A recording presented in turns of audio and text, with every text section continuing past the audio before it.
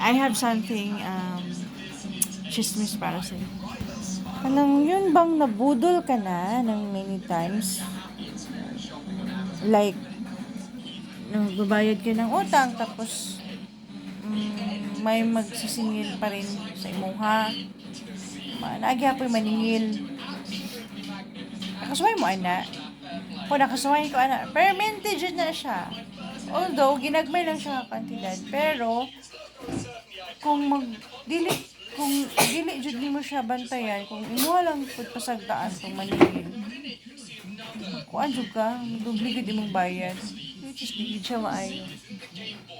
So one time, di ba, na-explain niya na ako siya, primero nga, nainingil sa ko, dili lang man na maod, naapa jud, daghan pa mga niaging mga tuig. Kanang, sige, paningil sa ko, so, kuman ako bayad.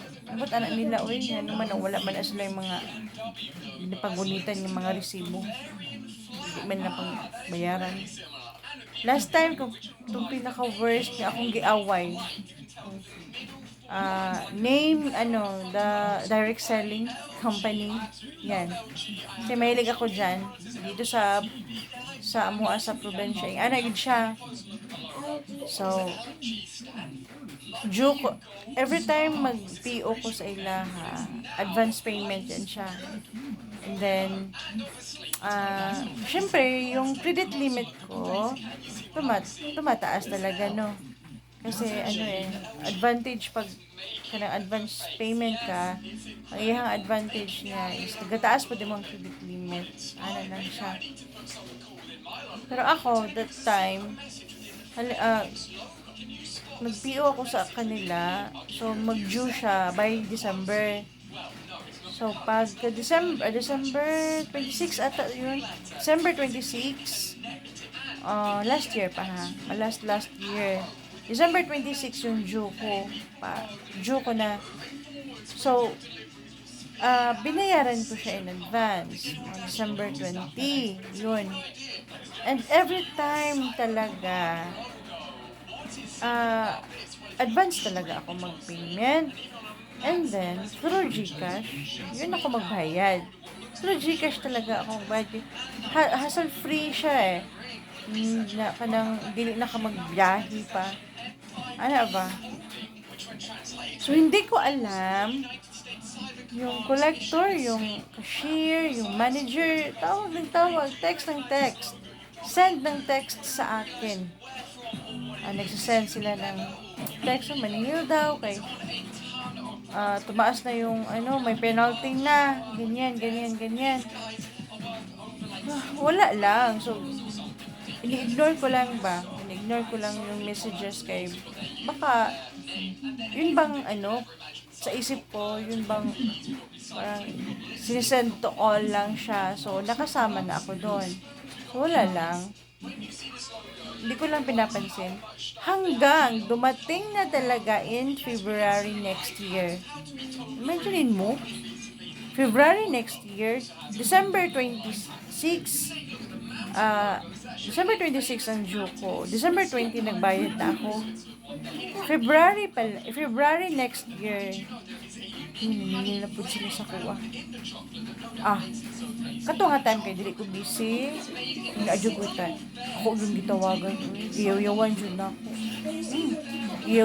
na ako. Ano mo? Ha? Kabalo ba mo diha sa akong record? Kabalo ba mo diha sa akong record nga? Magbayad ko, advance ko magbayad. Ba? Iaway na ko. Ay, ma'am, wala mong good lang abot diri imong bayad, ma'am. Dili mo good mo makita. Ay, check na ninyo dira. Ma'am, pwede mangayo sa imong record, sa imong resibo, imong mga transaction. Gisindan akong transaction, oy. Mao na siya, ma'am. Ang transaction ako.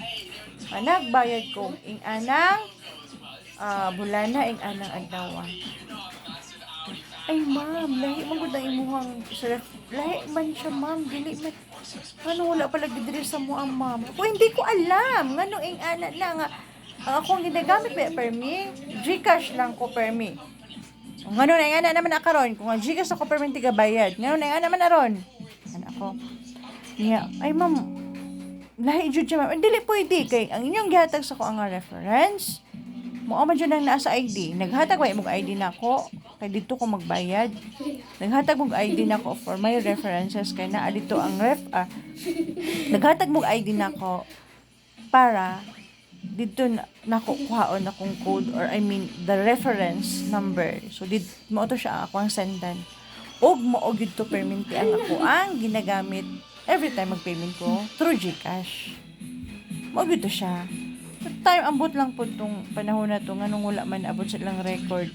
Nga piningon pa, ma'am, mangayo daw ko og kanang kuan ninyo ma'am kanang transaction. Gihatagan ako transaction. Pagka akong transaction.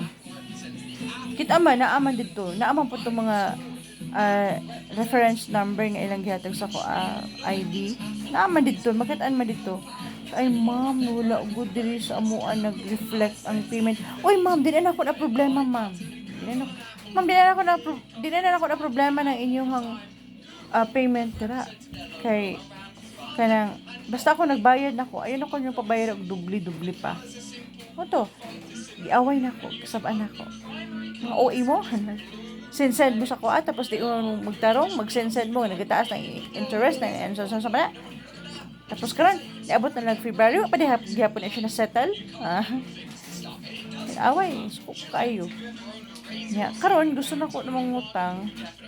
Sige mo sila chat, sige send mangutang na po daw, mag-PO na po daw, ana ba? Mauna na ko mato dito eh. Maulo na ko mato dito kay kasaba. Akong gayaw-yawan sila.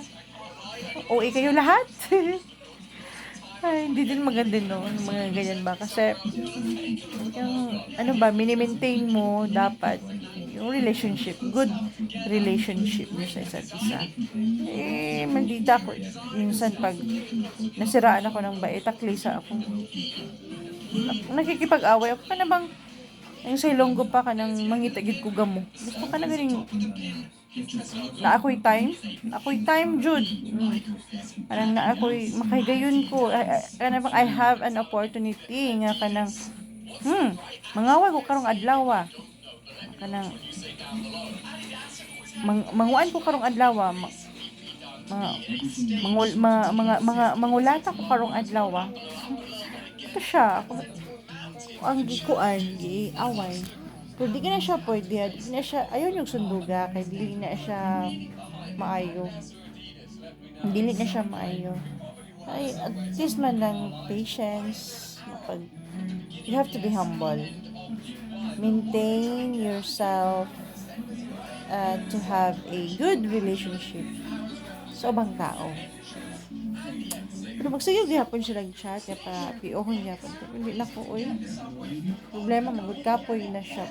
Kapoy. Bye-bye!